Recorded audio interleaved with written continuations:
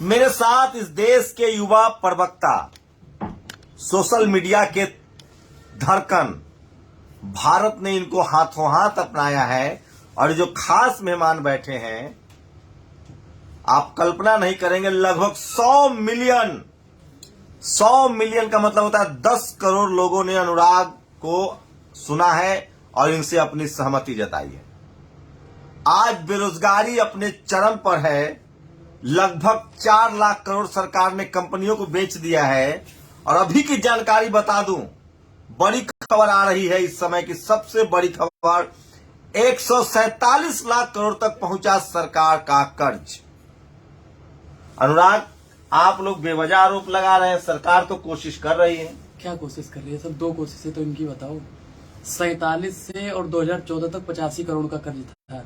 अभी आपने बताया 147 लाख करोड़ का। ये तो भैया बेच भी रहे हैं और कर्ज भी हो रहा है। कहाँ कि ये 4 लोगों का पेट भर रहे हैं। जब तक ये 4 लोगों का झोला भरते रहेंगे ना, तब तक ये भारत का सत्यानाश होता रहेगा। तो भारत का सत्यानाश करने के लिए अगर कोई सबसे आगे है तो ये भारतीय जनता पार्टी है। तो कौन कौन 4 लोग का पेट भर रहा है, बताइए किनका किनका पेट भर रहा है? अरे अंबानी अडानी तो है, 2 और है भैया, उनका नाम तो हम ले ही नहीं सकते। बहुत खतरनाक लोग हैं। क्यों? नाम लेने में क्या दिक्कत है? बहुत डर लगता है साहब। कौन है वो 2 लोग? हैं इन्हीं के, चारों इन्हीं के हैं भैया, चारों इन्हीं के हैं। चारों जो नेता हैं इनके, चारों इन्हीं के हैं। उद्योगपति हैं, बड़े बड़े उद्योगपति हैं, सारे इन्हीं के हैं। और बेरोजगारी, महंगाई पे हमारी बेरोजगारी का अंदाजा तुम क्या लगाओगे साहब? हम तो कब्रिस्तान से होकर गुजरते हैं तो मुर्दे भी उठकर पूछते हैं, भैया नौकरियां मिली? क्या क्या फिर से सुनाइए एक बार जोर से थोड़ा। हमारी बेरोजगारी का अंदाजा तुम क्या लगाओगे साहब? हम तो कब्रिस्तान से भी होकर गुजरते हैं तो मुर्दे भी उठकर कहते हैं, भैया नौकरियां मिली? दूर हो बेरोजगारी, किसान संघ हो न्याय, कार्य आधार पर मत ले कृपया मुद्दे न भटकाए। जैसे मुद्दा भटका देते हैं, पठान ले आते हैं। पठान की क्या जरूरत है? पठान से देश चलेगा? बेरोजगारी दूर करोगे उससे देश लेकिन कल तो मोदी जी ने कहा कि मुगलों को सबक सिखाना है। मुगलों को सबक सिखाना है? मुगल है यहाँ पे? मुगल है यहाँ पे? अब कौन मुगल है? मोदी जी से बुलवाओ। वो तो वैसे तो आ जाते हैं, भाइयों बहनों मित्रों, तो आके तो बताना चाहिए मुगल कौन है। मुगल कौन है सर, आप बताओ। प्रधानमंत्री जी गड्ढा भर रहे हैं। जो कांग्रेस ने 70 साल गड्ढा किया है, देश को बर्बाद किया है, उसको मोदी जी ठीक कर रहे हैं। अरे बर्बाद तो ये कर रहे हैं, भारतीय जनता पार्टी वाले बर्बाद कर रहे हैं। सर आगे की आपने लाइन नहीं सुनी। पार्टी समूह हो कोई भी, इंसानों की हो जाए और व्यक्ति मान्यता का हो, मुद्दा ना भटकाए। बलात्कार भ्रष्टाचार कम हो, सर्वहित कार्य कराए और कार्य आधार पर मत ले कृपया मुद्दा न भटकाए। जय जवान की, जय किसान की भी होए और आधार कार्ड कृपया मुद्दे न भटकाए। मैं तो कहता हूं मोदी जी प्रजार जीवी हैं, फेकू जीवी हैं, मोदी जी पर जीवी हैं। मैं फिर से कहता हूं मोदी जी जुमला जीवी हैं। अच्छा भाषण, जुमला कहा एक भी बोले हैं। 15 लाख रुपया नहीं दे पाए तो कम से कम 2-2 हजार तो दे रहे हैं ना। किसको दे रहे हैं सर? किसानों को? वो रेवड़ी? अच्छा 1 मिनट बताओ, मेरे पास मान लो 2 बीघा खेत है, ठीक है, और ये 6 महीने में 2000 रुपए देते हैं, तो उससे मेरा खेत चलेगा? सिंचाई में कितना पैसा लगता है आपको? डीजल पेट्रोल का रेट पता है? किसानी करते हो या नहीं करते हो? किसानी तो आप करते नहीं हो, गोदी मीडिया बने हो, मोदी जी तो पत्रकार किसानी करेगा? भारतीय जनता पार्टी की दलाली कर सकता है तो किसानी नहीं कर सकता है? ये भी बात सही है। कह रहे बताइए, तो मोदी जी तो कह दिए अब कि 80 करोड़ लोगों को 5 किलो राशन मिलेगा 2023 तक। सर उन्होंने तो ये भी कहा था 2 करोड़ रोजगार हर साल देंगे। ये राशन देते रहेंगे, जब तक ये राशन देंगे तब तक भारत लकवा की बीमारी से ग्रस्त रहेगा। ये रोजगार तो दे नहीं पाए, किसानों की आय दुगनी नहीं कर पाए, ये 5-5 किलो झोले में डाल देंगे बस। लेकिन पेट्रोल का दाम तो रोक लिया, महंगाई 100 पार हो गया और भी रोकेंगे भैया। 60 और 65 में रहता था और सिलेंडर का रेट जब 400 रुपए में था। स्मृति ईरानी क्या करती? जानकार कह रहे कहाँ गई? टीवी अखबार कह रहा है कि अगर मोदी जी नहीं होते प्रधानमंत्री तो पेट्रोल 500 रुपए लीटर होता और डीजल जो होता वो भी 500 रुपए और गैस सिलेंडर 2000, 2500, 3000 का होता। सर एक बड़ी बात बोल दे, छोटा मुंह बड़ी बात। टीवी और अखबार की भी आपने बात की, ये भारतीय जनता पार्टी की रखेल बन बैठा है। कभी इसने आज तक टीवी अखबार वालों ने अच्छाई बताया? हमेशा मोदी मोदी, टीवी खोलो मोदी मोदी मोदी, अखबार में देखो मोदी जी ने ये कर दिया वो कर दिया। अरे मोदी जी ने कुछ किया हो तो बताओ। 2 करोड़ रोजगार के बारे में क्यों नहीं पूछते? किसानों की आय के बारे में क्यों नहीं पूछते? गैस सिलेंडर के बारे में क्यों नहीं पूछते? 450 रुपए का सिलेंडर था, स्मृति ईरानी उसे लेके नाचती थी, कहाँ चली गई हो? 1000 पार हो गया, 1100 पार हो गया। प्याज लेकर बैंकों में जमा करने जाती थी, मनमोहन सिंह को चूड़ियां दिया करती थी। अब क्या हो गया, चूड़ियां कहीं गई हुई हैं?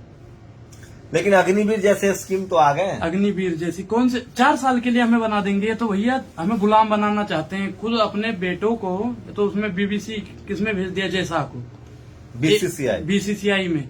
चाचा देश बर्बाद कर रहा है, भतीजा क्रिकेट टीम बर्बाद कर रहा है। वही चाचा है, वही भतीजा है। लेकिन सवाल ये है अनुराग, आप सोचिए कि सरकार धर्म तो बचा रही है ना, हिंदुओं की सरकार चल रही है, मुसलमान टाइट है, चाइना पाकिस्तान थर थर कांप रहा है, लोग धर्म के लिए वोट दिए बीजेपी को। आपकी गलती क्या, आप रोजगार ढूंढ रहे हैं? अच्छा सर धर्म से क्या होगा? पहले रोजगार रहेगा। दो चाय दो साहब को। सर जब हम चाय लीजिए अनुराग, हाँ चाय लीजिए। कॉफी है, चाय नहीं है। सर रोजगार रहेगा, हाँ रोजगार रहेगा तो धर्म भी बच जाएगा। जब रोजगार नहीं रहेगा तो हम ही नहीं बचेंगे। जब हम ही नहीं बचेंगे तो धर्म हमारे लिए किस काम का आएगा, बताओ? लेकिन ब्राह्मण समाज के लोगों से मैं जब राय लेता हूँ तो वो कहते हैं कि धर्म ज्यादा जरूरी है, रोजगार तो देख लेंगे हम लोग बाद में। अच्छा सर, भूखे नंगे उनको छोड़ दो, उनको भूखे नंगे छोड़ दो, कहते जाओ धर्म धर्म धर्म धर्म चिल्लाते रहो। पेट जरूरी है ना सर, पहले पेट पूजा फिर काम दूजा। हम तो कहते हैं पहले रोजगार रहेगा, हम सब सुखी रहेंगे, तब धर्म रहेगा। और जब हम ही संकट में रहेंगे तो धर्म खुद ब खुद संकट में चला जाएगा। पहले हमें मजबूत बनना पड़ेगा, धर्म तो बाद में भी मजबूत। चाय कॉफी लीजिए, ठंडा जाएगा। बहुत सर्दी है भाई, तो कॉफी जरूरी है। और मोदी जी तो सोचिए चाय पीते पीते प्रधानमंत्री तक का सर वो पता नहीं क्या क्या पीते हैं। वो कभी चाय पीते हैं, कभी कुछ पीते हैं, वो तो बहुत कुछ पी देंगे। और एक समय ऐसा आएगा, अगर 24 में गलती से इनकी सरकार बन गई तो 135 करोड़ जनसंख्या का खून पीने का अगर कोई काम करेगा तो भारतीय जनता पार्टी करेगी। अच्छा, डराते भी हैं, मतलब सवाल भी नहीं पूछते। आपको लगता है डेमोक्रेसी भी खतरे में है? बिल्कुल बिल्कुल, संविधान तो खतरे में है सर। अगर संविधान जिंदा होता तो आरक्षण, अभी आपने आरक्षण पे जो बातचीत हुई है उत्तर प्रदेश में, आरक्षण खतरे में चला गया। अब बताओ, आपको नहीं लगता कि संविधान खतरे में है? यहाँ पे तो भैया बच्चा बच्चा खतरे में है। और 2014 से ये हो रहा है जो हो रहा है। लेकिन ब्राह्मण समाज तो ठीक है, ब्राह्मण समाज का तो काम हो रहा है। कौन सा काम हो रहा है भैया? किसी का ये काम नहीं करेंगे, 4 लोगों का ही काम करते हैं बस। अच्छा, ब्राह्मण समाज में भी गरीबों की कोई मदद नहीं हो रही? किसी की कोई सुनवाई नहीं हो रही। जो अमीर अमीर होता जा रहा है, गरीब गरीब होता जा रहा है। सर कहाँ माल जा रहा है अनुराग? ये माल विदेशों में जा रहा है। कोई नीरो मोदी है तो कोई हीरो मोदी है, तो पता नहीं कौन कौन माल लिया है। विजय माल्या फुर अभी बेचारा क्या करे। ये मोदी जी हमेशा झूठ बोले हैं कि उनके पीछे पड़ जाएं या देश में रहे, उनको तो कुछ बेचारे के समझ में ही नहीं आता। कोरोना से तो लेकिन बचा रहे हैं लोगों को। कौन सा कोरोना? अच्छा, जब ये शादी में, अच्छा जब संसद में रहते हैं तो कहते हैं कोरोना है। भारत जोड़ो यात्रा से मुझे तो लगता है कि मोदी जी डर गए हैं।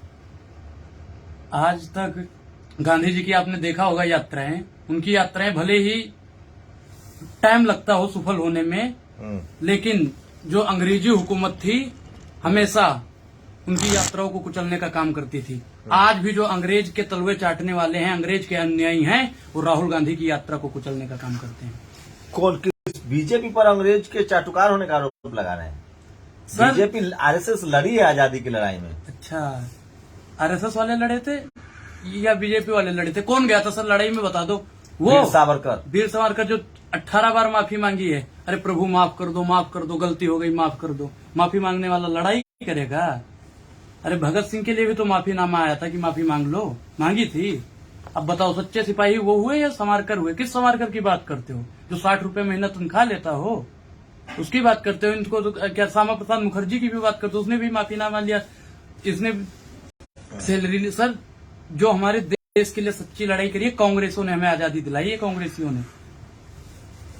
ऐसा नहीं है भाई। तो सर बताइए ना, आरएसएस वालों का नाम बता दीजिए, या जो बीजेपी के नेता थे उनका नाम बता दीजिए, बताइए ना। एक आध का नाम तो आपको पता ही होगा। कोई है? मोदी जी गए थे आजादी की लड़ाई लड़ने के लिए?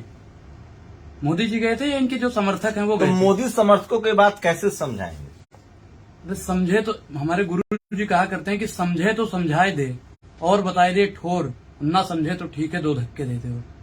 वो तो सर समझने वाले नहीं है, समझाया उसे जाता है जो समझने वाला हो। तो चुनाव कैसे जीत रहे हैं अनुराग ये लोग? सर अब ये नहीं जीतेंगे। मैं क्या कह रहा हूँ कि पाप का घड़ा भर चुका है, फूटने वाला है। 2024 में खेल खत्म। खेल खत्म।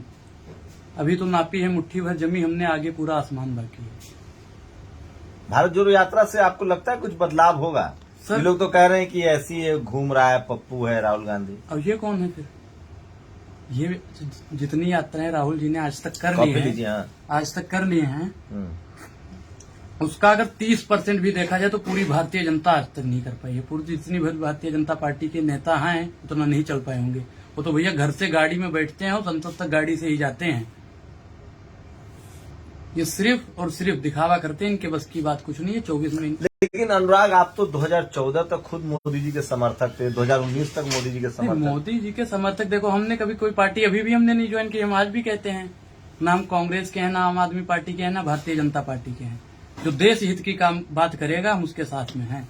तो बीजेपी तो क्लेम करती है ना कि हम देश के सबसे शानदार और देशभक्त पार्टी है। देशभक्त, जो देशभक्त होगा, इनकी एक सांसद ने आपको शायद याद हो क्या कहा है, घर में चाकू रख लो। चाकू कहे रख ले।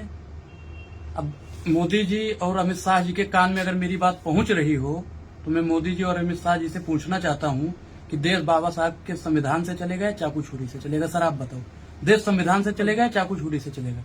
बोलिए ना। चाटुकारिता करते हो आप भी भारतीय जनता पार्टी की, बोलिए ना, इसका जवाब दीजिए आप। एक देखिए, आजकल तो त्वरित न्याय हो रहा है। घर पर एक ब्राह्मण समाज के युवा का बुलडोजर चल गया, एक ब्राह्मण पुलिस को हत्या किया था, उसको इनकाउंटर हो गया।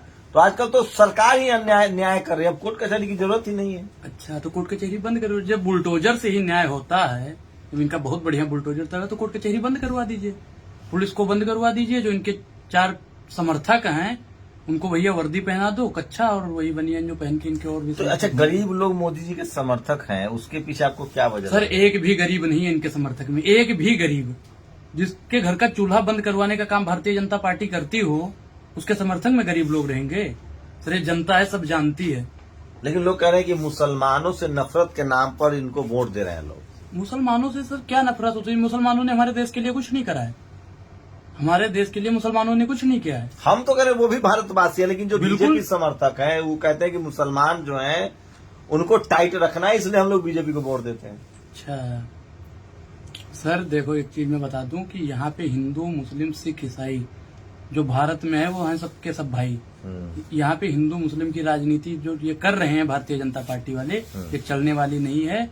ये 24 में अपनी कुर्सी की पेटी बांध लें, क्योंकि मौसम बिगड़ने वाला है। लेकिन मोदी जी तो कह रहे हैं वो आए अभी 2050 तक अमित शाह ने कहा कि 2050 तक बीजेपी की सरकार रहेगी, इसके बाद बाबा योगी बाबा आएंगे। अच्छा 2050 तक आप बता दो जी का भी आपने नाम लिया, माननीय प्रधानमंत्री जी का, माननीय गृह मंत्री जी का, माननीय मुख्यमंत्री जी का। 2050 तक गारंटी है कि रहेंगे ही। हम तो चाहते इन लोग का 500-500 साल उम्र हो। सर देखो, हम अपनी गारंटी तो ले ही नहीं सकते, उनकी क्या गारंटी ले? 50 बहुत हो गया सर, बहुत हो गया। ये 24 के बाद में ही चले जाएंगे सबके सब। मोदी कहाँ चले जाएंगे, योगी जी कहाँ चले जाएंगे, और ये भी गुजरात में वहीं चले जाएंगे जहाँ 2010 में थे। रोजगार क्या लग रहा है? आप लोग तो युवाओं से मिलते हैं, बहुत नाराज हैं लोग, गरीबी है, बहुत बेरोजगारी बढ़ गई है। सर अभी आपसे मैंने क्या बताया कि कब्रिस्तान के मुर्दे भी पूछते हैं भैया रोजगार मिला? ये रोजगार नहीं देंगे। हमारे कितने दोस्त मर गए हैं इन्हीं के चक्कर में। कैसे? जो सेना की तैयारी कर रहे हैं। सेना की तैयारी, पीटा कितना है सर इन्होंने। बिहार के एक हमारे काबिल दोस्त थे, उनको मतलब पुलिस वालों ने इतना जबरदस्त किया कुटाई कि उनका हाथ पैर सब बराबर हो गया। अब हाथ पैर जब सब बराबर हो जाएगा तो अग्निवीर में झप मारने के लिए जाएंगे। अनुराग, आपको कब मोह भंग हुआ? आप खुद प्रचार करते थे, पर आपको कब लगा कि ये सरकार, ये टीवी अखबार जो है वो झूठ फैला रहा है? सर देखो, जब टीवी खोलो मोदी मोदी, तब हमें भी लगता था देखो, जब हर चीज में मोदी मोदी आएगा, पेपर में भी मोदी, जब मैं राहुल गांधी या केजरीवाल कहीं दिखेगा ही नहीं तो हम तो यही समझेंगे कि भैया मोदी ही है जो है। लेकिन ये कहते हैं ना मोदी है तो मुमकिन है, हम तो कहते हैं मोदी है तो कुछ है ही नहीं, मोदी है तो देश की बर्बादी है। तो आपको कब एहसास हुआ इस बात का? अभी जल्दी में ही 24 नवंबर के बाद में मुझे लगने लगा कि हाँ ये वाकई में सिर्फ और सिर्फ जुमलाबाज वाली पार्टी। अच्छा, 24 नवंबर को, उससे हाँ। पहले मतलब उससे पहले हाँ हम भी करते थे मोदी मोदी, हम तो कहते हैं सर। तब भी हम ये नहीं कहते कि हम बीजेपी के समर्थक या बीजेपी पार्टी ज्वाइन किए थे, नहीं, हमने आज तक किसी पार्टी को ज्वाइन नहीं किया है। हम पहले करते थे, जहाँ खड़े हो जाते मोदी मोदी मोदी। तो क्या अच्छा लगता था पहले मोदी जी में? सर मोदी जी का देखो, जब क्या बता रहा हूँ कि जब टीवी चैनल वाले ही दलाली करते हैं, उनकी चाटुकारिता करते हैं, आप जैसे पत्रकार मोदी मोदी करते हैं, टीवी खोलो मोदी मोदी, अखबार देखो मोदी मोदी, फोन चालू करो मोदी मोदी, भैया हमें तो मोदी ही दिखेगा। कोरोना वैक्सीन के सर्टिफिकेट पर मोदी जी, सब चीज पे सर। अभी जो राशन बांट रहे हैं, आपने अभी बताया फिर कि 80 करोड़ राशन देंगे, उस थैले पे भी मोदी मोदी, हर जगह ये मोदी मोदी कर रहे हैं। और ये कुछ होने वाला नहीं, 24 के बाद फिर वही चले जाएंगे जहां से आए थे। लेकिन लोग तो कह रहे हैं जब तक टीवी अखबार है तब तक मोदी जी जिंदाबाद है। हाँ बिल्कुल, जब तक ये चाटुकारिता करेंगे, सत्ता की दलाली आप लोग करते रहोगे, तब तक मोदी रहेंगे। गरीबों की हालत खराब है। गरीबों की हालत तो मोदी जी से ज्यादा खराब करने का अगर कोई काम करता है तो पत्रकार लोग करते हैं, क्योंकि मोदी जी से हिम्मत नहीं है सवाल पूछने की, गरीब गरीब हो जाएंगे। तो डरते हैं ये लोग, जेल जाने से डरते हैं या मोदी जी ने पैसा वैसा देके खरीद लिया है? डरते हैं सर, डरते हैं। रवीश कुमार भाई, मैं एक कोई मानता हूँ जो रवीश कुमार है, रवीश कुमार जैसा अगर सारे पत्रकार हो जाए ना, भारत सोने की चिड़िया बन जाएगी सर। अगर सोने की चिड़िया बनाना है तो सबको रवीश कुमार बनना पड़ेगा। बनोगे? और रवीश के अलावा और कोई पत्रकार पसंद नहीं है? नहीं, मुझे तो और नहीं है, मुझे तो और कोई नहीं पसंद है। एक है जो सवाल पूछता था, और उसे भी कहाँ भेज दिया आपको पता है।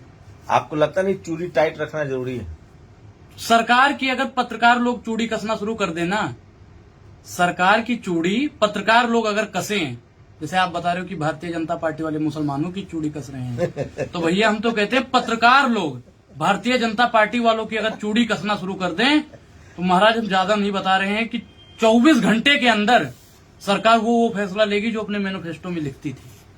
2 करोड़ रोजगार, किसानों की आय दुगनी, $5 ट्रिलियन की अर्थव्यवस्था, 100 स्मार्ट सिटी, ये सब 2024 से पहले सब बन के तैयार हो जाएगा। लेकिन तो देश की बर्बादी के लिए पत्रकार जिम्मेदार और है। क्या, पत्रकार ही जिम्मेदार हैं। ये अमन बेच देंगे, चमन बेच देंगे, और पत्रकार अगर भारतीय जनता पार्टी की दलाली करते रहे तो एक दिन पूरा वतन बेच देंगे। तो पत्रकारों का इलाज क्या है? सर पत्रकारों का इलाज क्या है? पत्रकारों का तो कोई इलाज नहीं, क्योंकि उनके आका ऊपर बैठे हैं। अगर उनकी बोलने की हिम्मत हुई हल्की सी भी, वो हल्का से भी बोलेंगे तो ऊपर इनके उद्योगपति बैठे हैं, चैनल खरीद लेंगे। लेकिन रूबिका, अंजना, चित्रा त्रिपाठी, अमीश देवगन, अर्नब गोस्वामी सब तो बड़े पत्रकार हैं। बड़े मनमोहन सिंह से सवाल पूछते थे। हाँ, मनमोहन जी से मैंने क्या बताया, मनमोहन जी तक ही सीमित था। ये आज भी अगर राहुल गांधी के सबके सामने आए, मुंह में ठूस देंगे, बोलो बोलो बोलो बोलो बोलो बोलो। और मोदी जी से हिम्मत ही नहीं है। एक ही बंदे की हिम्मत थी, बार बार मैं उन्हीं का नाम ले रहा हूँ, रवीश कुमार जी। अच्छा, इनकम टैक्स ईडी पर आपकी क्या राय, जो छापामारी होता है? छापा, ये भी आप लोगों को डर लग रहा होगा, इससे भी हिम्मत नहीं पड़ती सर। और इसीलिए हम यहाँ पे देखो आराम से बैठे अंदर दे रहे हैं। और अगर जिस दिन मोदी जी को या अमित शाह जी को या और किसी को पता चल गया ना कि ये बंदा फला जगह पे रहता है, हाँ। हम किराए के मकान पे यहाँ रहते हैं, हम ये नहीं बता रहे कि भैया हमारा मकान बना है, हाँ। किराए पे ही रहते हैं, एक ही कमरा है। और जिस दिन मोदी जी को या अमित शाह जी को या भारतीय जनता पार्टी के किसी वरिष्ठ नेता को पता चला, ईडी और सीबीआई भेज देगी। तो माल है आप बचा के अरे रखे हैं। कुछ नहीं मिलेगा जो चोर भैया। है उसी को नहीं डर लगेगा। चोर? अरे सर, इन्होंने 35,000 से ज्यादा लोगों के यहाँ छापे मरवाए हैं, और 23 लोग आज इनके कस्टडी में भी नहीं है। 23 लोग। आपको लगता है ये राजनीतिक दुरुपयोग हो रहा है? दुरुपयोग हो रहा है हर चीज का। ईडी सीबीआई को गलत, मैं तो कहता हूँ कि अगर राहुल गांधी या केजरीवाल के लिए 24 घंटे के लिए ईडी इनको दे दो, राहुल गांधी को या केजरीवाल को, जितने भी पत्रकार हैं, जितने भी भारतीय जनता पार्टी की चाटुकारिता करने वाले समर्थक हैं, सबके सब जेल के पीछे होंगे, सबके सब। हम तो कह रहे हैं आप भी जाओगे सर, क्योंकि आप भी बहुत मोदी मोदी मोदी मोदी मोदी मोदी करते रहते हो। तो आपको लगता है पत्रकारों की मजबूरी है मोदी मोदी करना? मजबूरी? वो तो जानबूझ के सर कर रहे हैं, क्योंकि जिसकी लाठी उसकी भैंस, सत्ता उनकी है, और आप लोग उनकी अगर दलाली नहीं करोगे तो आप लोगों का भी झोला बांध के चले जाओगे, रोजी रोजगार हट जाएगा। लेकिन पत्रकार तो जनता के लिए जिम्मेदार होता है ना। तो जनता के लिए सवाल पूछे ना, हम तो कह रहे हैं कि जनता के लिए सवाल पूछो। आप बता दो, आपको कितने साल हो गया पत्रकारिता करते हुए? 18 साल। 18 साल हो गया। 18 साल में आपने 18 बार भी मोदी जी से या उनके समर्थकों से पूछा 2 करोड़ रोजगार कहाँ है? पूछा आपने? नहीं पूछा। इसका जिम्मेदार कौन है? भारत की जनसंख्या को गरीब करने का भी अगर कोई काम करता है तो पत्रकार करता है।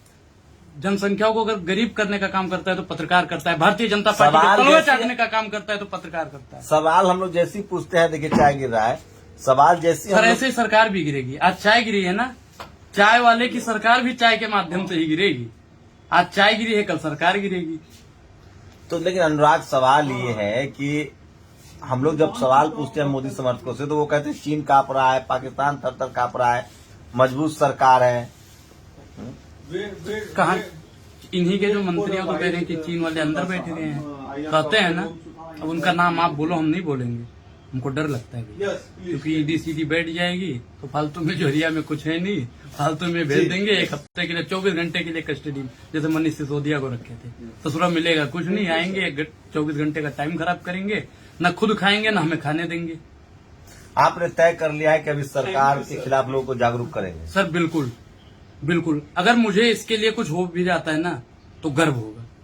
अगर सरकार आपको कोई बड़ा पद दे तो नहीं अपने साथ, क्योंकि बीजेपी अमूमन जो विरोधी होता है उसको मिला लेती है। सर, मिलना होता तो मोदी जी ने 15 लाख खाते में नहीं दिया, लेकिन समर्थक लोग दे रहे थे तो हम अपना झोला भरते और चले जाते।